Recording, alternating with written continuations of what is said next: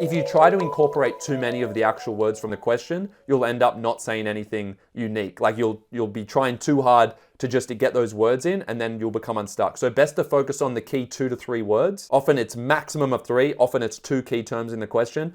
Focus on those when you craft it together. Don't worry so much about the other words. You know, if you can get them in and it fits, that's great. Orwell's use of satirical form, Orwell's use of the satirical form invites the reader to challenge conflicting motivations. Okay, do you mean inconsistent? Could you use a always preference rubric terms to challenge inconsistent motivations regarding, the regarding is a little bit of a funny one, right? You can probably say it without that. Whose motivations? This is where you need to be more specific. Inconsistent, or we could even say paradoxical, the paradoxical motivations of a totalitarian government. Subverting, like, why is it paradoxical? What's the paradox? Sure. So remember, emphasize Winston's struggle out of it more in the second body, though, to keep that, to make those points distinct. Okay.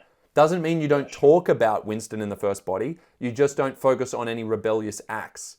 So you can bring that aspect in after. In terms of the paradoxical motivations of the government, they're probably not paradoxical. We won't want to use paradoxical unless we can explain that clearly. Maybe the motivation isn't paradoxical. It's more the behaviors they encourage are paradoxical, like for people to engage in doublethink. So why don't we just say the perverse motivations? There's the word of the question, motivations. What's the important thing I just did there? Adjective before the key term of the question, you're immediately going beyond the question and expanding it. Markers want to see that. That takes you from band 4 to band 6, like that, if you do that every time. Orwell's use of the satirical form, good. You also did it there with satirical form, another word before it. Perverse motivations of a totalitarian government in subverting individualist, I mean, you could talk about what kind of behaviors? You didn't use the word behaviors from what I'm saying. If there's 2 key terms like motivations and behavior, don't focus on one in one paragraph and the other in another. If there are multiple key terms, address them in every paragraph